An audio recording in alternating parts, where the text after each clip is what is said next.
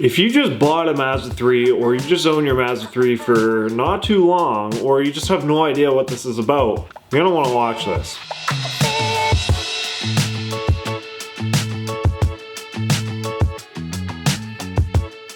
I've been in the Mazda 3 platform for at least 6 years, 7 years now, and I've learned a lot of things, but this today is probably one of the most, if not the most common thing to go wrong with these cars.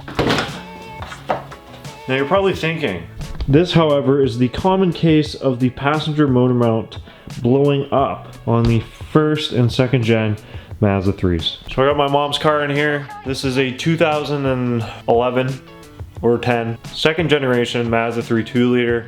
Happens on the 2.5s, the 2.3s, the 2-liter, same with the first gens.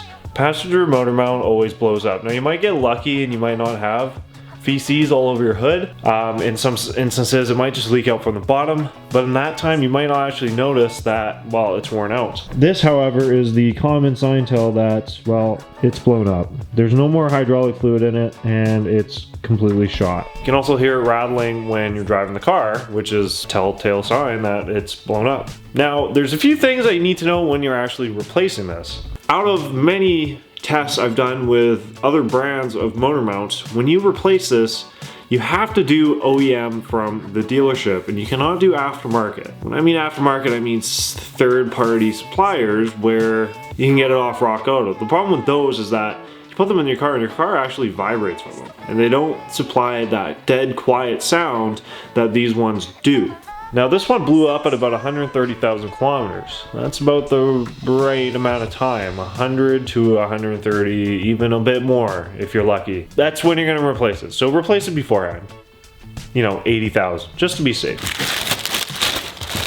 Engine mount, that keeps your motor nice and quiet, but somewhat in place.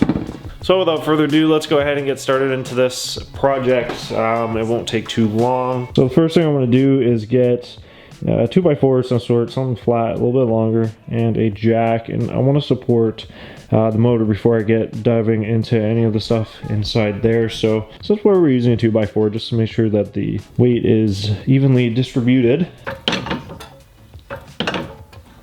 So I got it in there, it's ready to go, and it's just supporting it when we start to take the weight off from the engine bay. There's two tabs in here.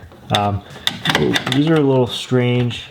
We just got to push them in, and then basically with a flat head, you never so slightly just rotate that out of the way. I can't, oh yeah, so I could see where it blew up right in the middle. Just look right in there, you can see a little bit of a slither crack. So we have, like I said, the two bolts right here, and then the two that hold it to the actual motor. So these are all 17 mils. As you can see, the motor did shift a bit. That'll be okay. Then I'm gonna take these bottom ones out. With that being said, you go ahead and just slide the old motor mount right out. So there's your comparison of the two. Nice new shiny mount.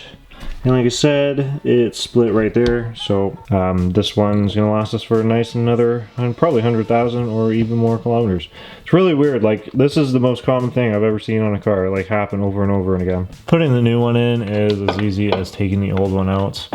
Obviously make sure we're going in here. Now, like I said, our motor shifted a bit, so we're gonna want to place our mounts into where it wants to go. And I'm gonna start by threading these in just so I can get them done. And I wanna place them just to make sure it sits nicely against the frame. And then I can figure out what I wanna do with this. Now I'm gonna torque these down, but like I said, I just wanna make sure that they're tight to the frame. So I'm just gonna give it a light tug.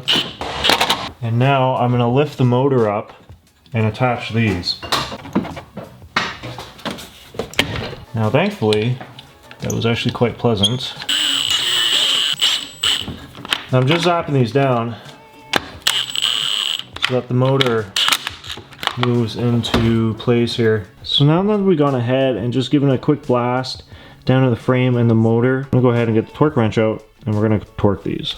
So we're gonna torque the two bolts on the side to 77 foot-pounds.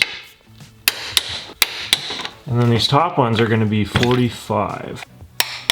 So now that we've torqued it, we can go ahead and drop this. Now the whole car goes down as one piece, and the motor is officially secured. And just like that, your motor mount's good to go. Now all we need to do to put this back in, like I said, there's the tab right there and the tab right there. Line it up. This one's lined in. Push that. Your new motor mount is good and ready to go.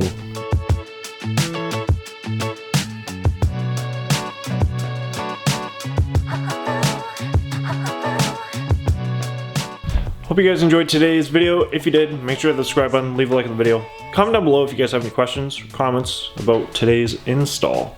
That motor mount's going to be good for another 100,000 kilometers and keep the ride nice and comfortable in the old Mazda 3. And other than that, obviously if you guys are new with the Mazda platform, these cars are fantastic and reliable. Really, there's like, they have like their couple common things, and that's all you're going to have problems with.